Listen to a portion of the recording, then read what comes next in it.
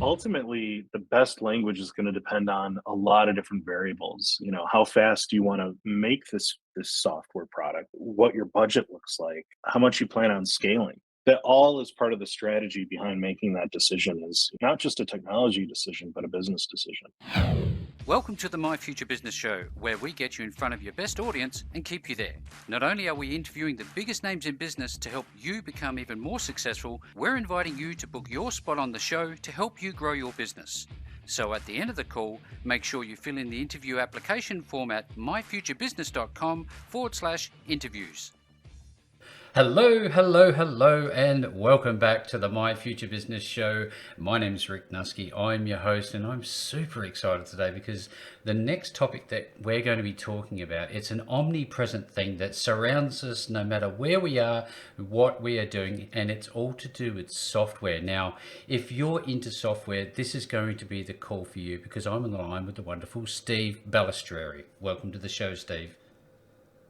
Hey, Rick.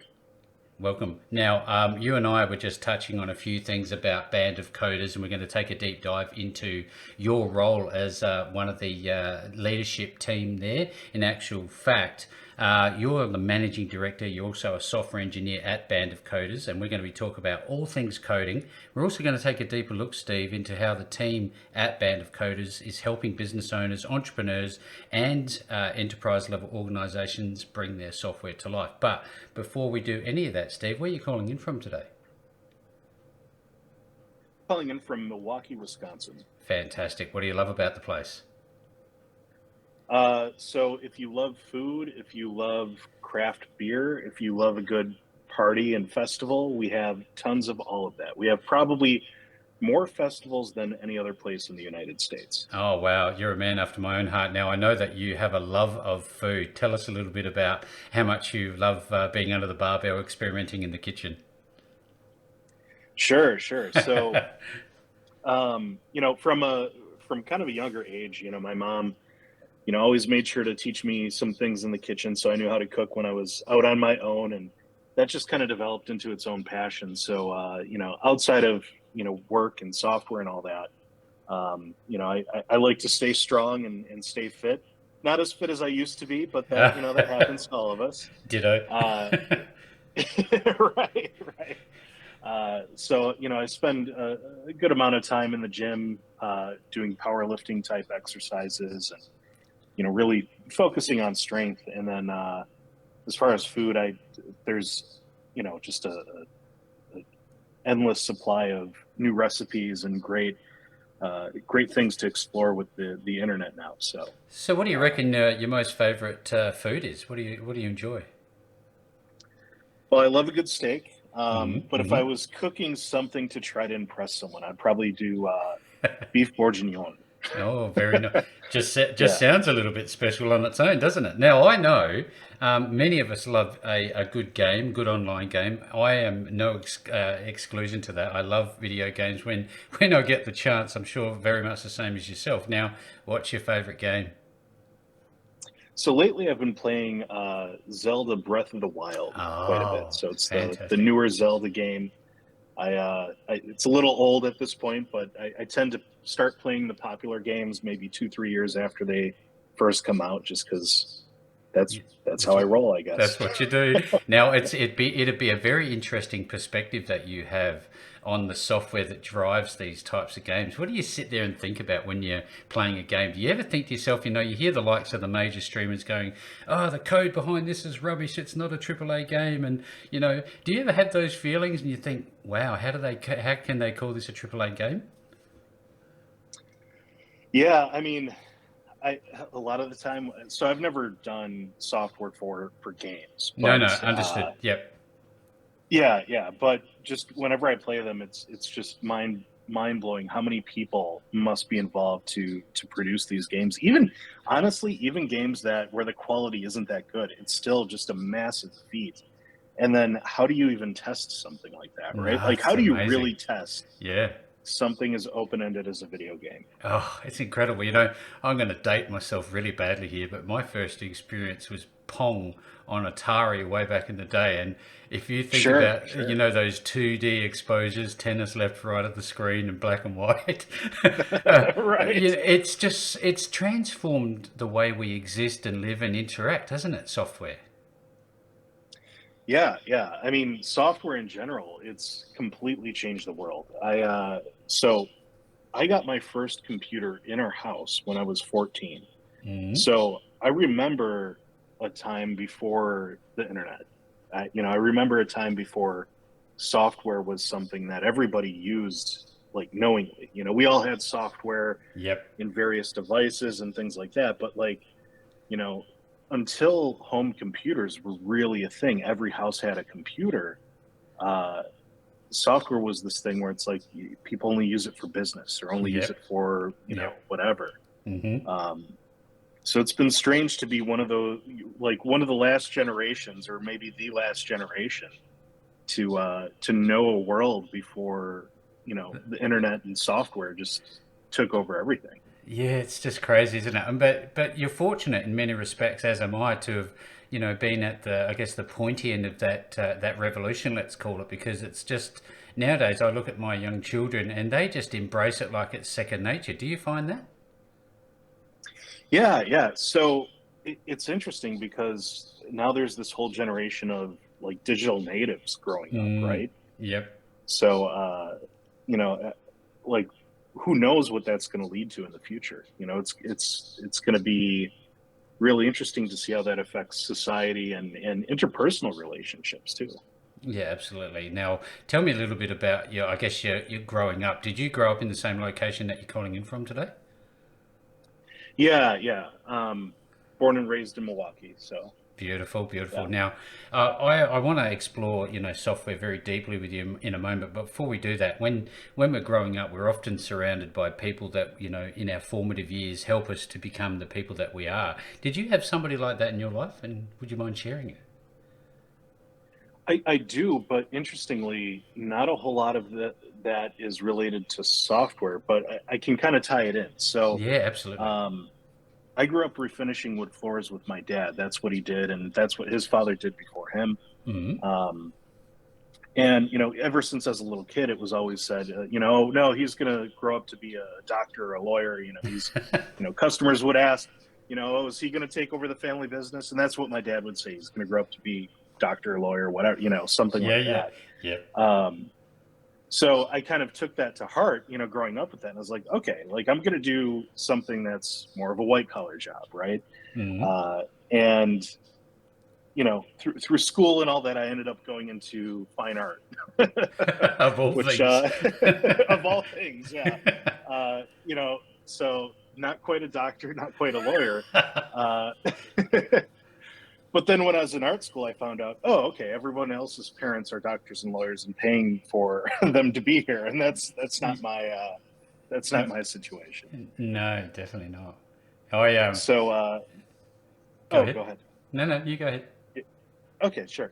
Yeah. So, once I realized that, I switched majors to graphic arts and eventually found myself getting more interested in learning to code and building websites and taught myself how to code and ultimately dropped out of school altogether and just started working. So, Yeah, uh, fantastic. you know, th- I got a lot of, you know, understanding how to just apply yourself and work hard through refinishing wood floors with my dad. Hard work was always a big part of our values growing up.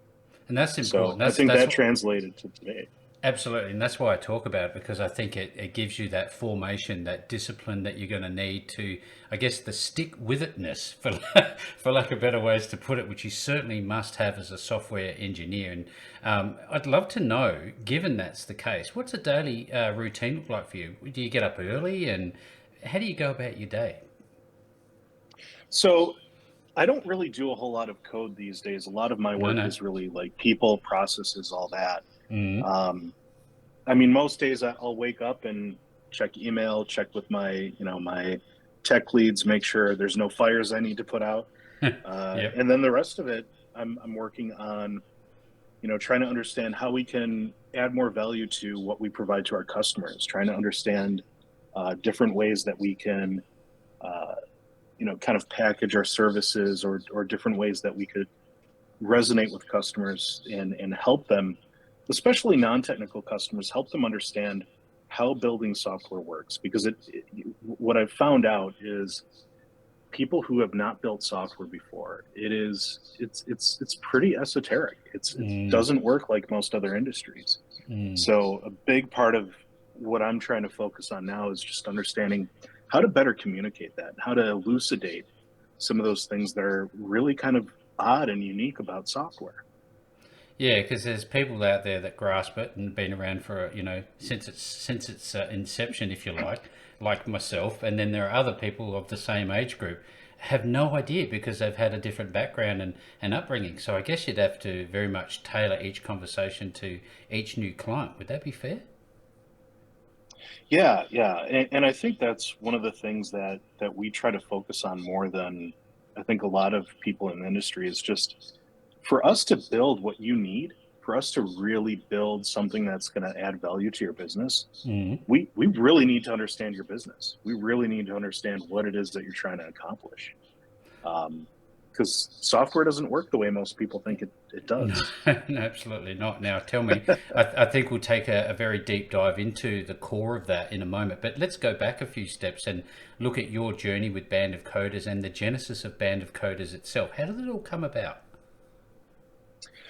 So, Band of Coders originally started back in the early 2000s, I believe, and it was the founder and some of his college buddies just found out about this new thing called the internet, Mm, and learned how to build some websites before really anyone else did. And they were able to kind of sell themselves to a lot of large companies just because they were one of the few companies, one of the few people who really understood how to get things onto the internet right as the internet was taking off. Um, so that's how they started. Fast forward to maybe about 5 years ago when I started the Milwaukee office. mm, So interestingly enough, I responded to a Milwaukee Slack channel request for someone who knows Angular for a side job, right? So I yep, yep. responded to that and was introduced to Bobby, the CEO, and we got to talking. I expressed interest in wanting to kind of leave my corporate job and do something on my own, and he that turned into, well, let's talk about starting an office with us in Milwaukee. Yeah, Um, fantastic. I love these sorts of yeah. stories because, there's people, I think that's just as important, I guess, for people who might be interested in this, who will be on the call today. Not only are we talking, obviously, about your role in the more strategic, operational management, people type of thing, but people need to understand the people behind the business. And I think you put a lot of focus on that. I've checked out your website, and how important do you feel that is to have, I guess, a face of the brand out and about in the wild, as it were? I think it's really important because that's ultimately a lot of these bigger, more strategic types of work, like software development and all that. Mm. It requires a lot of mutual trust. It requires a lot of um, just your ability to work with those other people. And so I think having that kind of personal brand out there, having uh, that connection, really helps make those relationships work. Um, because then when there's hard times, when there's problems, we know, based on the mutual trust, based on that relationship that we've built and we've cultivated, that we'll get through it, and we'll make sure it's okay.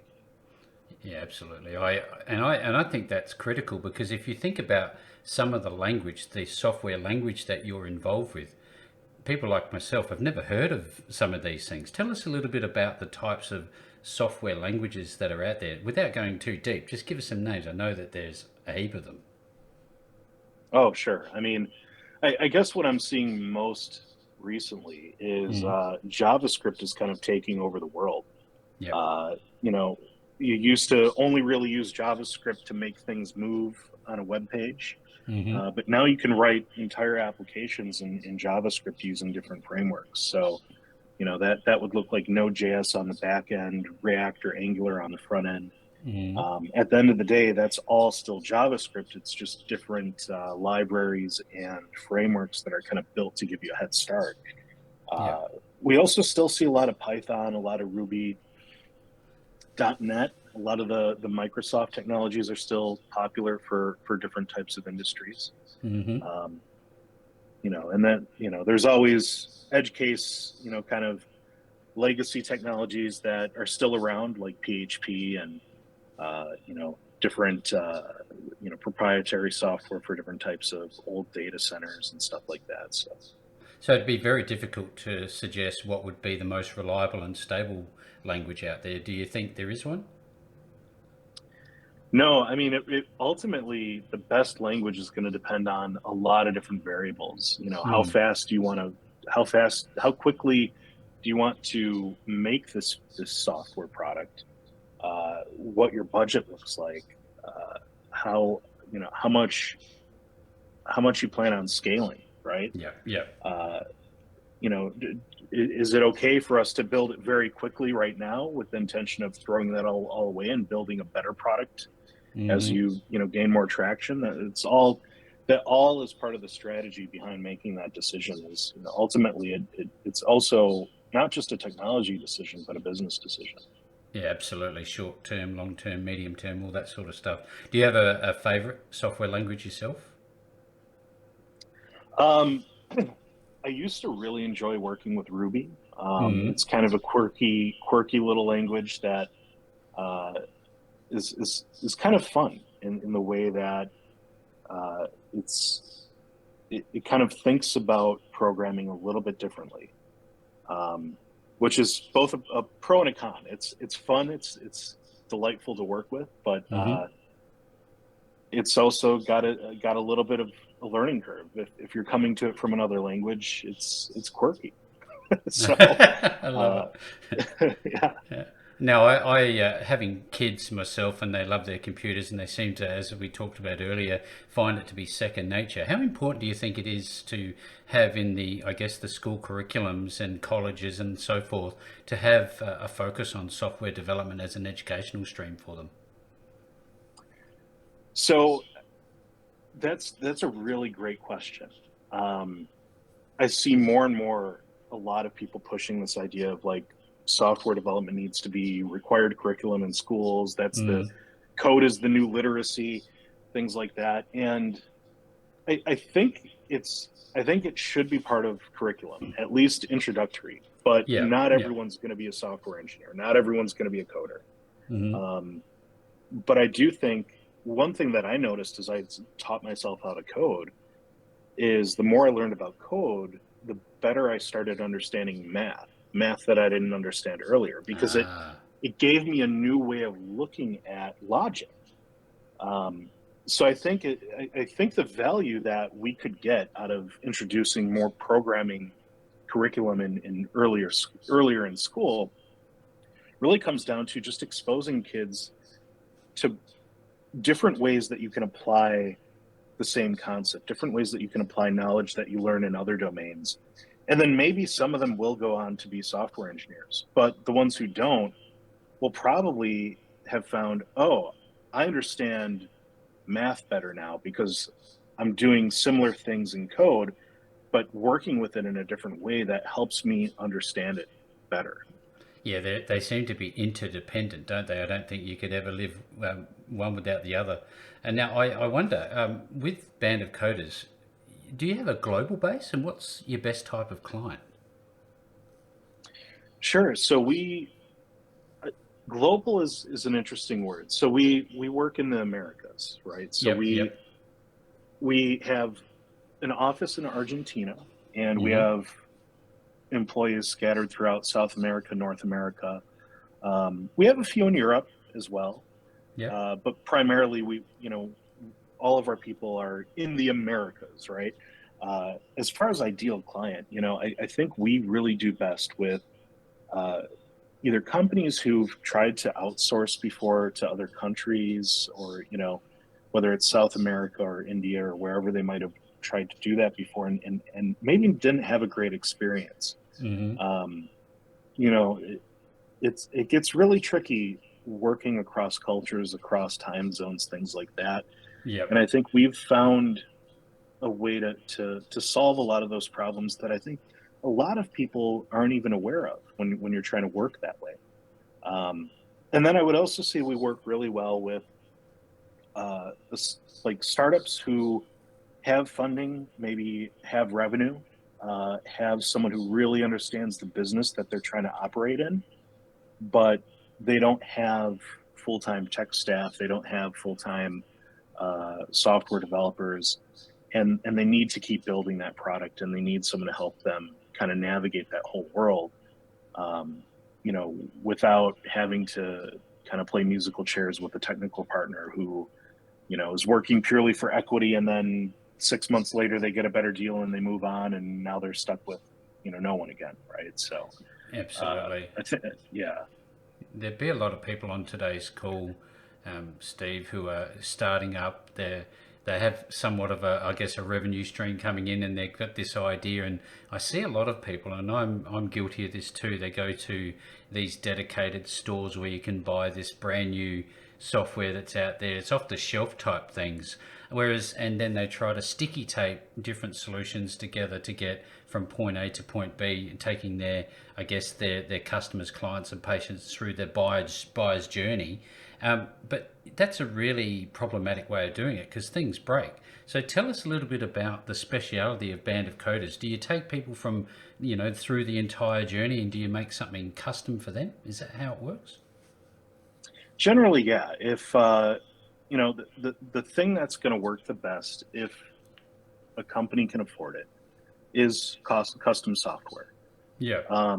For companies that are just starting, and maybe they are cautious to dip into custom software, there are a lot of things where we can rely on different services that are already kind of, maybe they've built one feature that Yeah. we can leverage and pull in and integrate those different services together to really make a product. um, I think that's a good way to start for a lot of companies, Mm-hmm. especially if they maybe have funding but they're still trying to figure out market validation or still trying to figure out revenue. uh, but once you're ready to scale, you will reach a point where using different services or different pieces of software that you integrate together becomes more and more of a struggle. And then This thing that's when that we would build custom. Yeah. this comes back to that idea of having something, more like a research and development piece of software just to test a concept for a company comes into play, doesn't it? Yeah. So I like using the term like minimally viable product a lot. Ah, yes. Yep. Classic startup buzzword, but it has its place. Hmm. So, in terms of looking into the future, we've started at the start, like we all do. We've got something in place, and um, I think about the idea this need to future proof the things that we build in software. How important is future proofing software, giving it the ability to grow and change with a business? It's, I think, one of the things that is the most difficult and often missed by non-technical people in business is the cost of building software that's not maintainable, that's not Yeah. easy to expand on and iterate on. Um, so like code quality matters. it, Yeah. Of course. it, Yeah. it's similar to health, right? If you don't take care of your health now, well, you're going to pay the doctor now or pay the doctor later, Later. and it Yeah. becomes much more expensive to pay the doctor later, right? Mm-hmm. um, and same thing with code quality.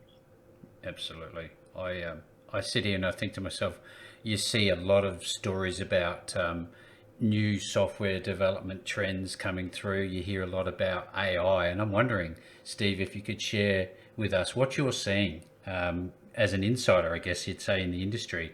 What's coming out that's going to be commercially viable in the near future? Is it AI? Is it something else? So AI is definitely making some interesting strides, at least from a public perception lately, with that new chat GPT, I Mm-hmm. think it's called. Mm-hmm. Uh, it's pretty exciting. I think that's going to change how we interact and search for information. I think we're still a long ways away from AI really taking over the world. I Yep. think AI is in the near term future, in the next 5 years. I would think AI is going to really help us accelerate what we already do a little bit quicker through us doing the work, right? So it's going to help Yep. us research better. It's going to help us answer questions quicker, right?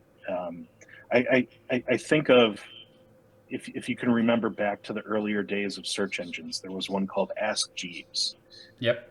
and the way it was sold in commercials and all that stuff is you could type a question and it would answer your question. Now that's not at all how it works, but that is where we're going with AI. We're kind of already there, um, where you can really ask a question and the AI will aggregate all this data and format it into a response that's a little bit more human like, a little bit more in depth than just showing you a list of websites, I right? can't help. I And then can't help but think of Alexa when you say that. yeah, I don't have an Alexa. Those kind of devices scare me a little bit, Oh yeah. but Don't worry. I get freaked out every day.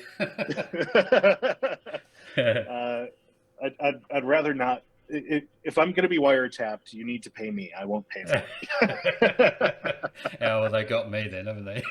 Now, I'm just wondering if we can it. explore a little bit more. I think it was Elon Musk, please correct me if I'm wrong, who said that we should be terrified of AI. What's your perception there? I do really lean more into the direction that Elon Musk does with the perception of AI.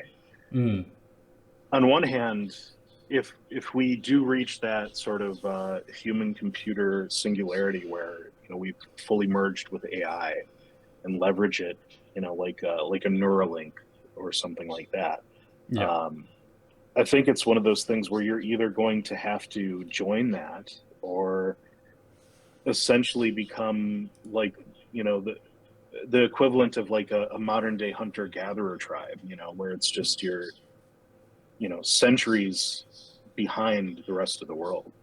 So I Yeah. think you'll see some interesting social things happen as we approach that more and more.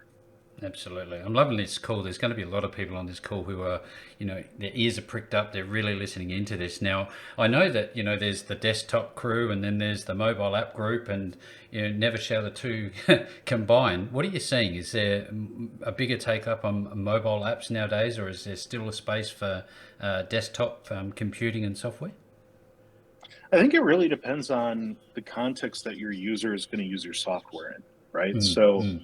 like business applications, I think desktop often is still kind of the way to go. People are still working from their laptops, still working from computers.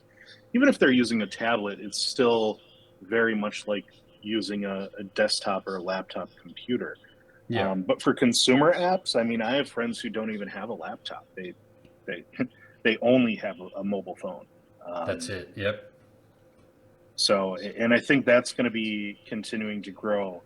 Where if you work a job where you're not at a desk, you're not in a chair all day, um, you're probably just not going to have a laptop unless you have a hobby that's related to it.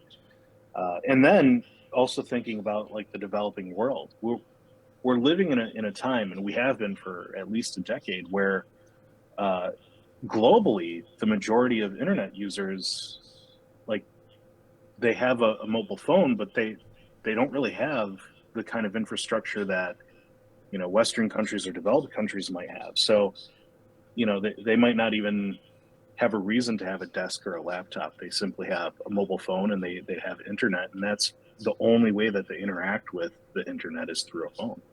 Yeah, it's interesting. I've also noticed that the vernacular changes up till recently. A lot more people seem to be referring to websites as apps. Why is that? Even though they're technically still websites on a browser page. Yeah, so the way I would differentiate between like a website and like a web app Mm. is, you think of websites where you kind of just go there to get information about a business, like a brochure, but it lives on the web. That's a Yep. website. Yep. Um, but anything where you're logging in and you're doing stuff and connecting with people or using it like a tool, that's really an application. It's simply an application that lives on the web. Got it. Um, Yep. Fantastic. Oh, I'm again. I'm loving this call. There is just so many different avenues that we could take this conversation. But I know that mobile apps is a big part of Band of Coders. Tell us a little bit about some of the things that you can do with mobile apps. oh, it's pretty endless at this point, but Vast and varied. yeah, yeah. So I think one of the things that I think we're going to see a lot more of is making use of the different things like Bluetooth and radio frequency based type technology where you can have things that interact with things that emit signals throughout a store or throughout your home. Yep. Yep. The we see that kind of most used with the little Apple. Oh I yes, the forget what they dongle call them. things. The little Pods. yeah, the little I know the ones you're talking about. The tracking devices.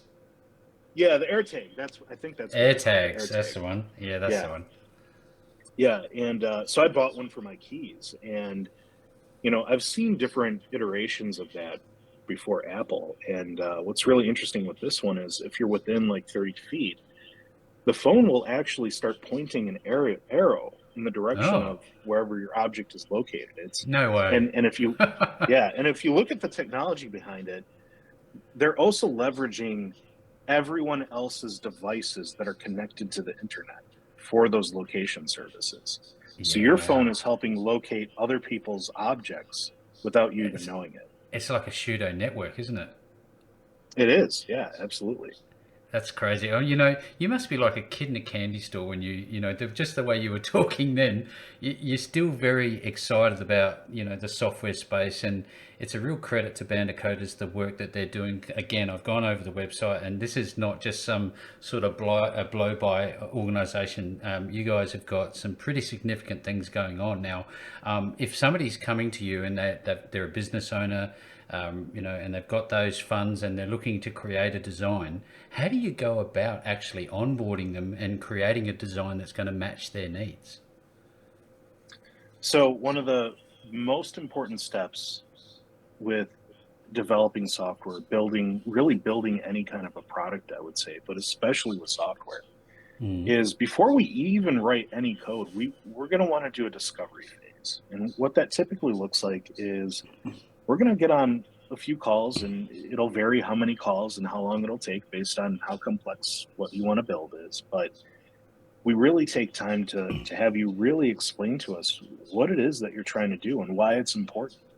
Um, and we take a collaborative approach. If we have ideas, if we know of technologies that maybe you're not aware of, but we understand what you're trying to do and understand your business and your industry, we're going to bounce ideas off of each other and see, okay, especially when you pull in different variables like budget and timeline and time to market, all those things.